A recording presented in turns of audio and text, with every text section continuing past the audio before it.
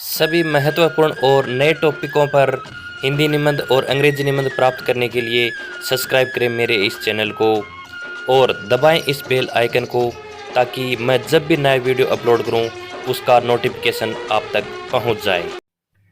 Hello बच्चों, आज हम निबंध करने जा रहे हैं मैंने ग्रीष्मकाल कैसे बिताया, यानी जो गर्मी की छुट्टियां हैं वो कैसे बिताई मैंने, उसके ऊपर हम निबंध करने जा रहे हैं। तो प्रस्तावना। मेरा स्कूल 25 मार्च को ग्रीष्मकाल के लिए बंद हो गया। मैंने पहले से ही घर जाने का कार्यक्रम बना रखा था। स्कूल बंद होते ही मैंने अपना सामान बांधा और गांव के लिए पहली गाड़ी पकड़ ली। शाम को मैं अपने घर पहुंच गया। कई महीनों के बाद मुझे देखकर माँ बड़ी प्रसन्न हुई। उसने मुझे छाती के लगा लिया। अपने भाई बहनों से मिलकर भी मैं बहुत खुश था। अब अगला अपना पॉइंट है मित्रों के साथ। अगले दिन मेरे मित्र मुझसे मिलने आने लगे। मैं भी बड़ी गर्मजोशी से उनसे मिला। शाम को मैं अपने कुछ मित्रों के साथ घूमने निकल पड़ा। मार्ग में बहुत से पुराने परिचित यानी जानकार मिले। मुझे स्कूल में छुट्टियों के दौरान कुछ पढ़ाई लिखाई का काम दिया गया था, यानी स्कूल की जो छुट्टियां पड़ी उसके अंदर पढ़ाई लिखाई का काम भी दिया गया था। सुबह मैं वह काम पूरा करता।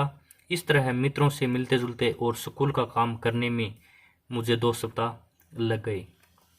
अब केवल पढ़ाई दोहराने का काम बच गया था। घर आए 15 दिन गुजर गए, पता ही नहीं चला, यानी बातों बातों में 15 दिन कैसे गुजर गए पता ही नहीं चला। अब है आगरा की सैर, यानी इस बीच गांव आकर मैंने क्या क्या किया अब वो देखेंगे। तो आगरा की सैर। मैं आगरा में कई दिन रहा। केवल सुबह के समय हम घूमने निकलते और दोपहर तक घर लौट आते। इस तरह ताजमहल तथा अनेक दर्शनीय स्थलों को देखने में हमें कई दिन लग गए। इस महान ऐतिहासिक नगर के भग्नावशेष देखकर मुझे बड़ा अचंभा हुआ। अगला पॉइंट है ननिहाल की यात्रा। आगरा से लौटकर मैं मेरी माँ के साथ नाना जी के घर चला गया। मेरे नाना जी गांव में रहते हैं। वे 70 वर्ष के वृद्ध व्यक्ति हैं, लेकिन इतनी उम्र होने पर भी एकदम हट्टे कट्टे हैं। हमें आते देख वे बड़े प्रसन्न हुए और लपक कर मुझे अपनी गोद में उठा लिया और खूब प्यार किया, जैसे कि मैं एक छोटा सा बच्चा हूँ। नानी हाथों में आटा लगाए ही फौरन दौड़ आई, यानी नानी उसमें आटा लगा रही थी तो फौरन दौड़ आई और उन्होंने हमारा स्वागत किया। वे प्रसन्नता से फूली नहीं समा रही थी। उन्होंने फौरन मिठाई निकालकर हमें खाने को दी।